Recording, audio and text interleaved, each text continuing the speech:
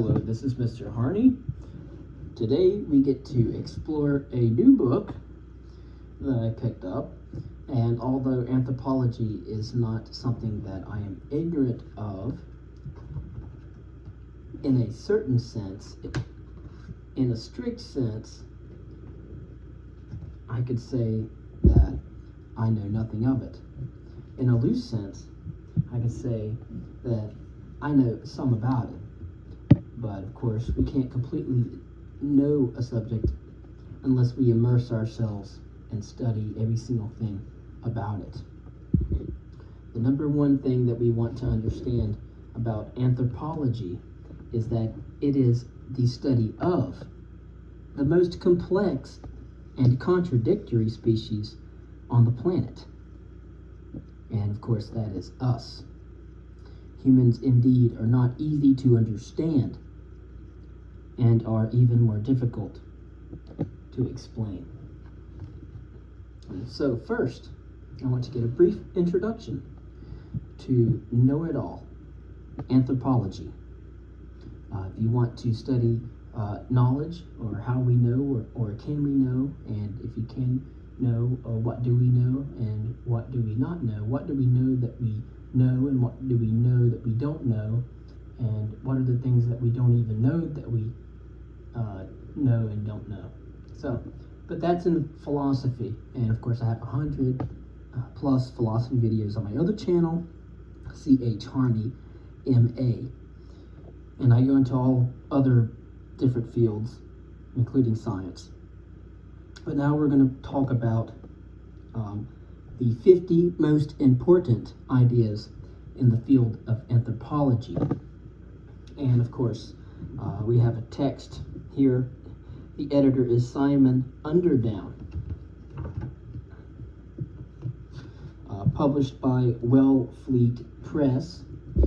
Several contributors: Russell Adams, Sue Black, Brad K. Blitz, Jason Danley, Jason Donnelly, Ken Dark, Jan Friedman, Charlotte Holdcroft, Marta Mirzon-Lar, Michael Bang Peterson, Joshua Pollard, David Shankland, Simon Underdown, and Juke Veldus.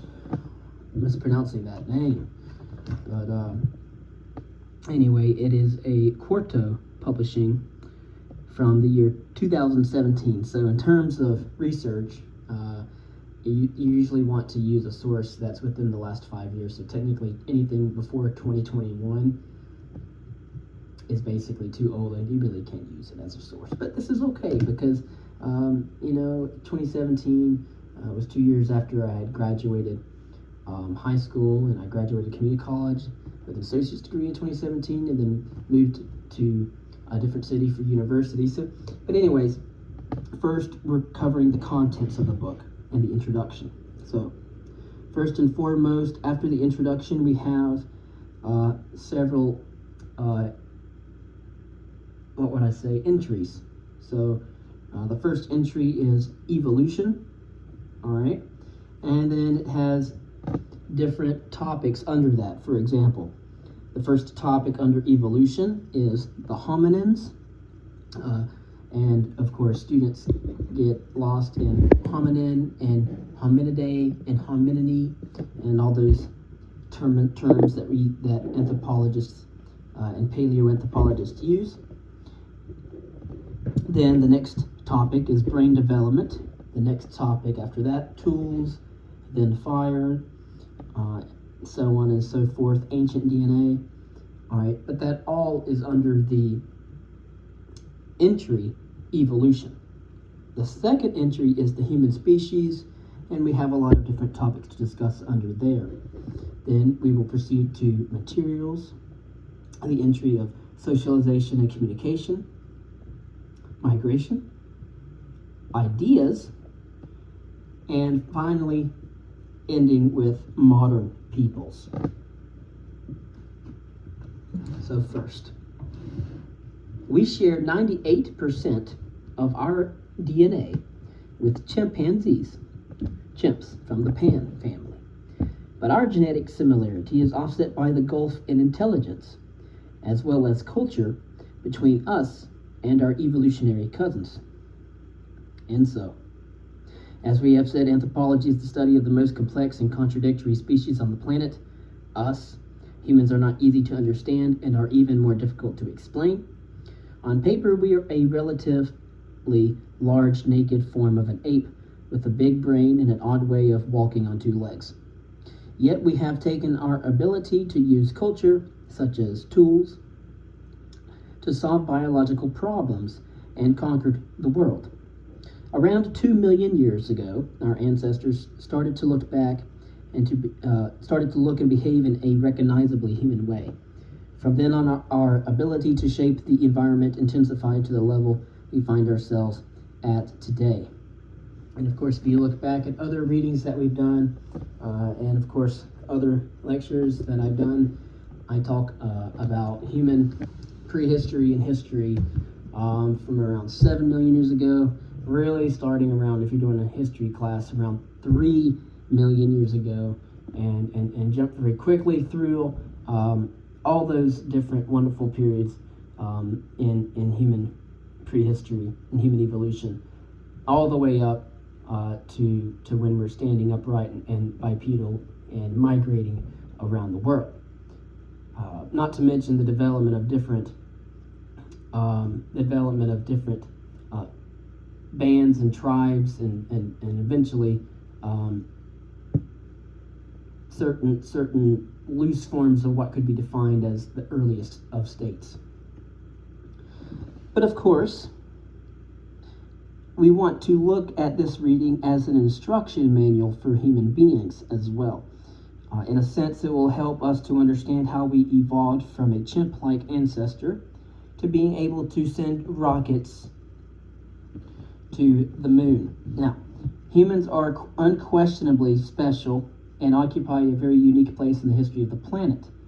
All right, and as to whether or not one believes in human exceptionalism, our brains are the most complex thing in the known universe, and nothing approaches the intricacy and the sophistication of human thought, at least at the present time, at least as far as we can know.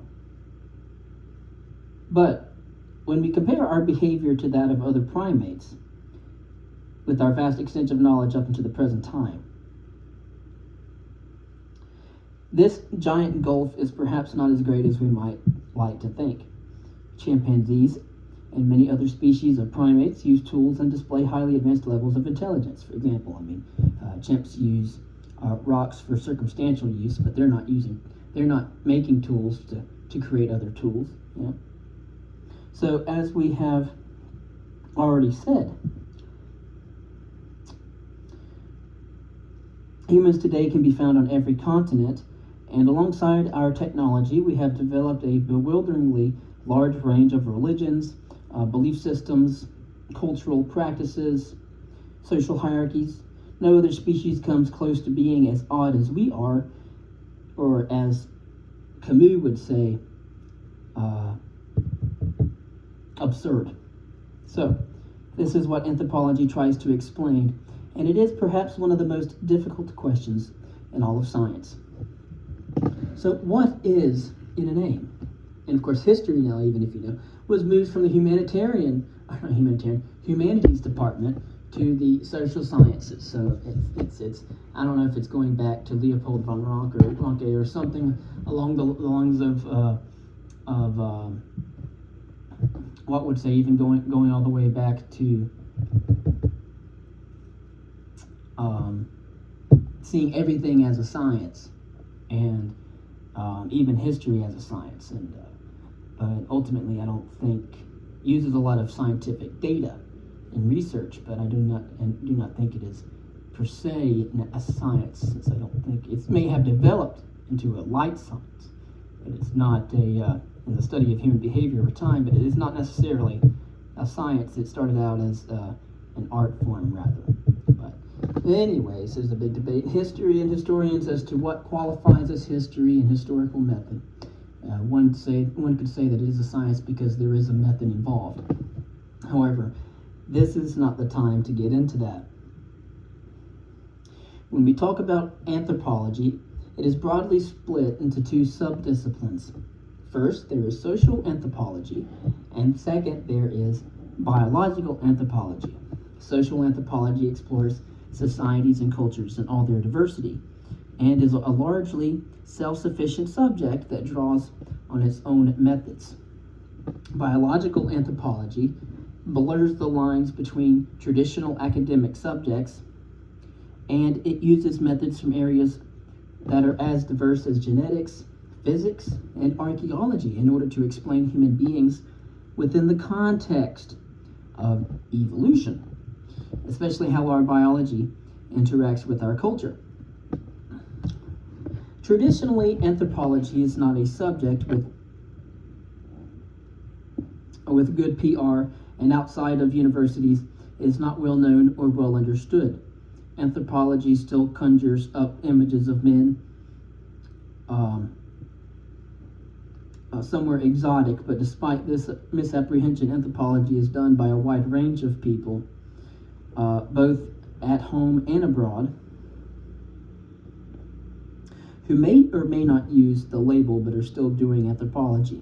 Historically, the 5th century BCE Greek historian Herodotus was perhaps the first anthropologist, and his, albeit sometimes fictional, accounts of foreign cultures and behaviors has a distinctly anthropological theme. The roots of the subject as an academic discipline belong to the 19th century, when ethnographers began to study people in the expanding European empires, often as a means of reinforcing ideas of European supremacy. But of course, in the 20th century and the 21st centuries, a backlash against such outmodeled or outmoded thinking has created a context in which today human variation is championed and our shared evolutionary heritage is celebrated. I'm glad they mentioned Herodotus. Of course, he wrote about the known world in a distinctly anthropological way, if you think about it, because he identified variation and reflected on shared traits. Now, Herodotus is a whole nother story. He's one of my favorite historians, and I've read most of his histories.